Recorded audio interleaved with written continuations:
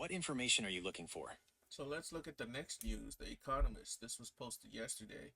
Donald Trump appears to have a hard-head view of what America can and cannot do in the Middle East.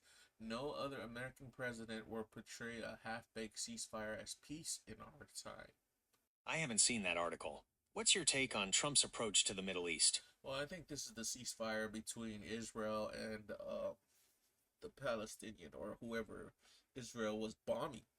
Okay, I see what you're saying. It sounds like there's some debate about how effective this ceasefire really is, and whether it will lead to lasting peace in the region. Well, a lot of the, you know, once again, what the people based on the accounts I follow and stuff, and I guess it's according to my algorithm, but I do see it's a majority.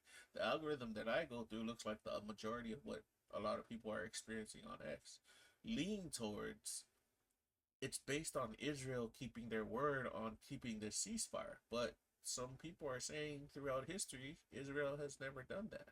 Historically, ceasefires between Israel and Palestine have been fragile and haven't always held up. There's a lot of distrust on both sides, and it's a really complex situation.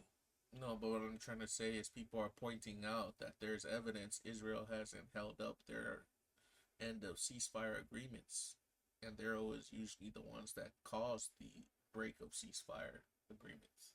Okay, I understand your concern. It's true that there have been instances where Israel hasn't fully adhered to ceasefire agreements, which raises questions about their commitment to long-term peace.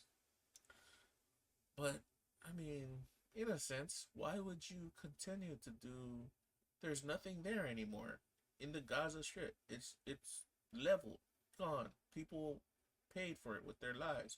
What's there? I see what you're saying. It's a really difficult situation, and it raises a lot of questions about what the future holds for the region. Do you have any thoughts on how this conflict might be resolved? Well, I'm bringing it back to Trump. Like, he's still, like the Economist said, he's hard-headed over his view of what's going on over there. From what I've been reading, it sounds like Trump's approach to the Middle East is pretty firm, especially when it comes to the ceasefire. So what happens if Israel breaks the ceasefire? The article doesn't say specifically what would happen, but it does suggest that breaking the ceasefire could lead to further conflict and instability in the region. What would you speculate would happen to Trump if this ceasefire is broken by our ally?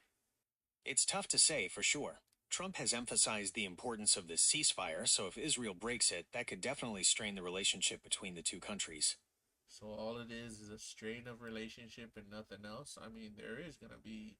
Well, once again, I think it'll refer back to the midterm elections too, so... You're right, that could definitely play a role. If Israel breaks the ceasefire, it might be seen as a sign of disrespect towards the U.S., and that could have political consequences. Well, it just makes the U.S. look weak in not being able to uphold an agreement that it helped broker. Yeah, it could definitely be seen that way. It might make the U.S. look like it doesn't have as much influence as it claims. Yeah. Well, something to keep watch of, Wefobz Nation, because that does affect people's money. Well, considering how much the U.S. has invested in brokering the ceasefire, any violation could definitely have ripple effects in the financial world. Oh, yeah. Wefobz!